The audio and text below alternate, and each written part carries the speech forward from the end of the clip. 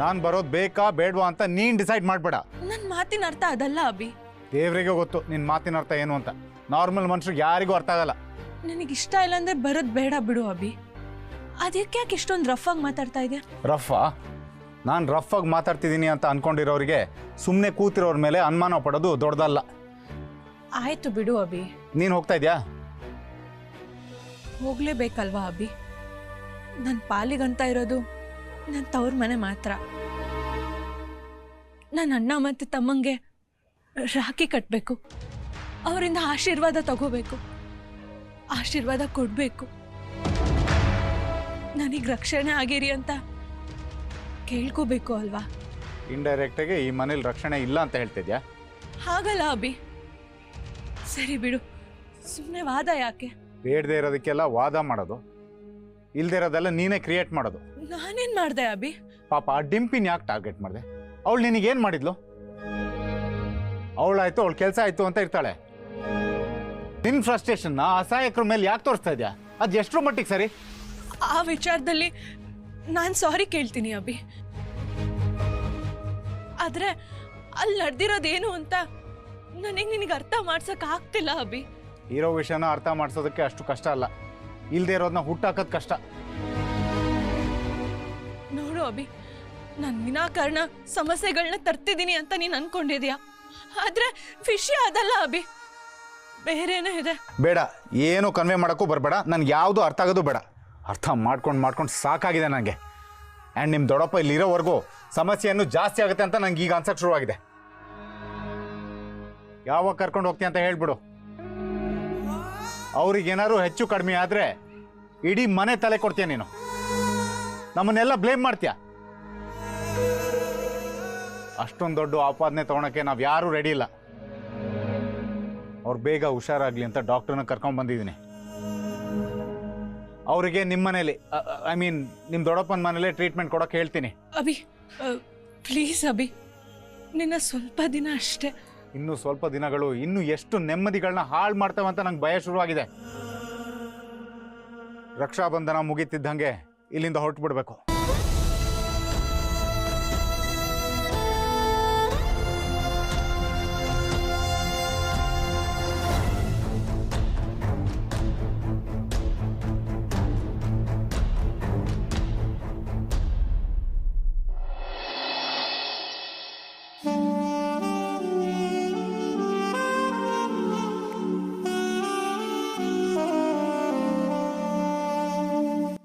ಎಲ್ಲೋದ್ಲು ಹೇಳು? ಚಿಕ್ಕು, ನಿಮ್ಮ ಮಮ್ಮಿ ಎಲ್ಲೋದ್ಲು? ಇವನು ಯಾಕೆ ಬೊಗಳುತ್ತಾ ಇದ್ದಾನಲ್ಲ? ಎಲ್ಲಾದ್ರೂ ಮನೆಗೆ ಹೊರಟ್ಬಿಟ್ಲಾ? ಬಟ್ಟೆ ಎಲ್ಲ ಪ್ಯಾಕ್ ಮಾಡ್ಕೊಂಡು ಹೋಗೇ ಬಿಟ್ಲಾ? ಕಬೋರ್ಡ್ ಚೆಕ್ ಮಾಡಿದ್ರೆ ಗೊತ್ತಾಗುತ್ತೆ.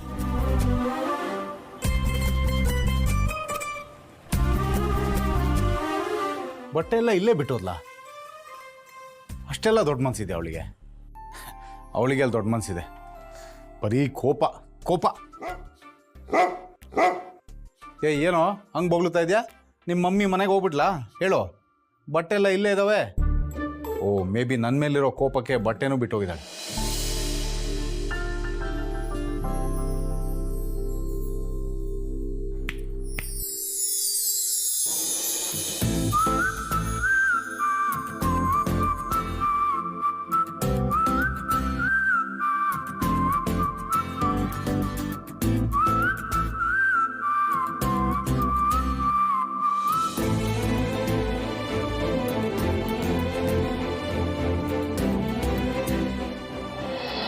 ಏನಭಿ ಹಾಗೆ ನೋಡ್ತಾ ಇದೆಯಾ? ಚೆನ್ನಾಗಿ ಕಾಣಿಸ್ತಿಲ್ವಾ? ಏನಾದರೂ ಮಿಸ್ ಆಗಿದೆಯಾ? ಏನೂ ಮಿಸ್ ಆಗಿಲ್ವಲ್ಲ? ಮತ್ತ್ಯಾಕೆ ಹಾಗೆ ತಿನ್ನೋ ಹಾಗೆ ನೋಡ್ತಾ ಇದೆಯಾ? ನಿನ್ನನ್ನು ನಾನು ನೋಡ್ತಾ ಇದ್ನ? ಓಹೋ, ಮತ್ತಿನ್ಯಾರನ್ನ ನೋಡ್ತಾ ಇದ್ರಿ? ನನಗೆ ಗೊತ್ತಿಲ್ಲದೆ ಈ ರೂಮಲ್ಲಿ ಇನ್ಯಾರಾದ್ರೂ ಇದ್ದಾರಾ? ಯಾರಾದರೂ ಇದ್ದಾರಾ? ನಿನ್ನನ್ನು ಮೇಂಟೈನ್ ಮಾಡೋಕ್ಕೆ ಇಷ್ಟೆಲ್ಲ ಕಷ್ಟ ಬೀಳ್ತಾ ಇದ್ದೀನಿ, ಬೇರೆ ಯಾರು ಅಂತ ಬಾ. ಏನಂದೆ? ನಿನ್ನ ಹಿಂದೆ ಬಾತ್ರೂಮ್ ಡೋರ್ ಓಪನ್ ಆಗಿತ್ತಲ್ಲ, ಅದನ್ನ ನೋಡ್ತಾ ಇದ್ದೆ ಅಂದೆ.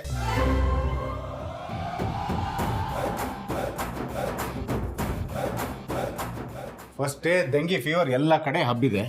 ಡೋರ್ ಕ್ಲೋಸ್ ಮಾಡ್ಬೇಕನ್ನೋ ಕಾಮನ್ ಸೆನ್ಸ್ ಇಲ್ಲ. ಬಿದ್ರು ಮೀಸೆ ಮಣ್ಣಾಗಿಲ್ಲ ಅನ್ನೋ ಕುಲ ಅಲ್ವಾ ನಿಮ್ದು?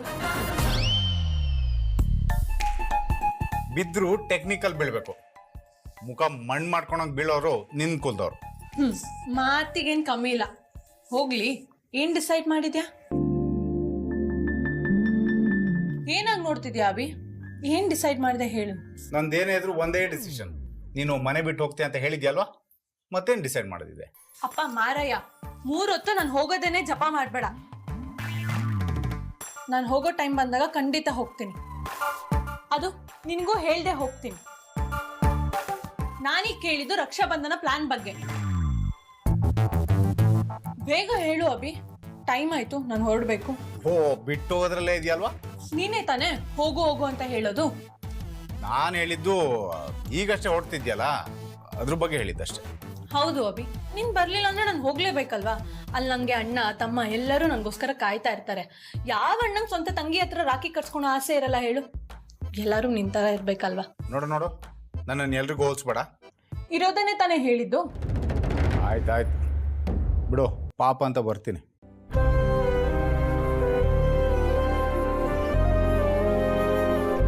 ಏನು ಪಾಪ ಅಂತ ಬರ್ತೀಯಾ? ಹೌದು, ಇಷ್ಟೊಂದು ಕರಿತಾ ಇದೆಯಲ್ಲ ಅದಕ್ಕೆ. ಸರಿ, ಹೋಗಿ ರೆಡಿಯಾಗಿ ಬರ್ತೀನಿ.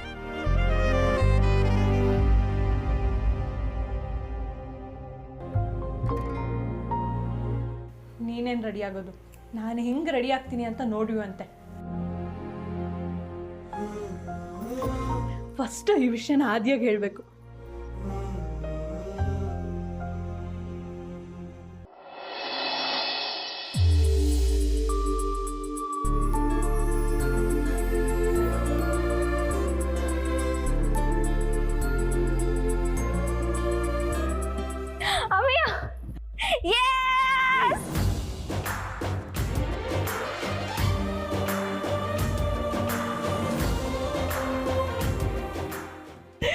ಏನ್ ಗೊತ್ತಾ, ಅಣ್ಣ ಬರ್ತಿದ್ದಾನಂತೆ.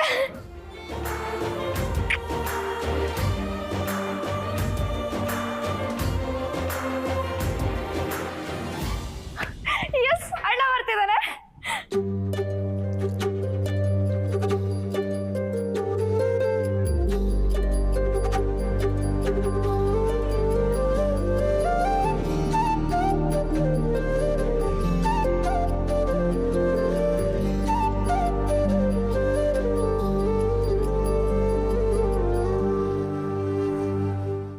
ಅಯ್ಯೋ, ಈಗಿನ ಕಾಲದ ಮಕ್ಕಳು ಯಾರಿದ್ದಾರೆ ಏನಿಲ್ಲ ಏನೂ ನೋಡಲ್ಲ.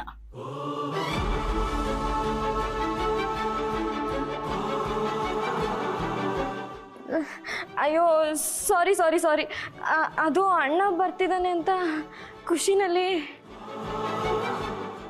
ಪರವಾಗಿಲ್ಲ ಬಿಡಮ್ಮ, ನಾವ್ಯಾರು ಏನು ತಿಳ್ಕೊಳ್ಳಲ್ಲ.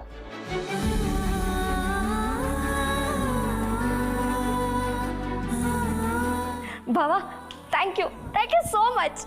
ಅಣ್ಣ ಅಂದಮೇಲೆ ತಂಗಿ ಮೇಲೆ ಫೀಲಿಂಗ್ಸ್ ಇದ್ದೇ ಇರುತ್ತೆ. ಎಸ್ ಬಾವಾ, ಇದೆಲ್ಲ ಆಗಿದ್ದು ನಿಮ್ಮಿಂದಾನೆ. ನಿಮಗೆ ಕ್ರೆಡಿಟ್ಸ್ ಹೋಗ್ಬೇಕು. ನಿಮ್ಮ ಪ್ರಯತ್ನ ಇಲ್ಲ ಅಂದಿದ್ರೆ ಅಣ್ಣ ಬರೋದಕ್ಕೆ ಹೋಗ್ತಾನೆ ಇರಲಿಲ್ಲ ಅನ್ಸುತ್ತೆ. ಇವತ್ತು ನನ್ಗೆ ಎಷ್ಟು ಖುಷಿ ಆಗ್ತಿದೆ ಗೊತ್ತಾ, ಅದನ್ನು ಹೇಳ್ಕೊಳಕ್ಕೆ ಆಗ್ತಿಲ್ಲ. ಬಾವಾ, ನಾನು ನಿಮ್ಮನ್ನೊಂದ್ಸಲ ಹಗ್ ಮಾಡ್ಬೋದಾ? ಥ್ಯಾಂಕ್ ಯು ಸೋ ಮಚ್ ಬಾವಾ. ಇದೆಲ್ಲ ನಿನಗೆ ಮತ್ತೆ ಶ್ರಾವಣಿಗೋಸ್ಕರ. ಇದೆಲ್ಲ ನನಗೆ ನನ್ನ ಜೀವನದಲ್ಲಿ ಮರೆಯೋಕ್ಕಾಗದೇ ಇರುವಂಥ ನೆನಪುಗಳನ್ನ ಕೊಡುತ್ತೆ ಅನಿಸುತ್ತೆ. ನಿಮ್ಮೆಲ್ಲರೂ ಖುಷಿಯಾಗಿಡೋದಕ್ಕೋಸ್ಕರ ನಾನು ಇನ್ನೂ ಹೆಚ್ಚು ಪ್ರಯತ್ನ ಮಾಡ್ತಾನೆ ಇರ್ತೀನಮ್ಮ.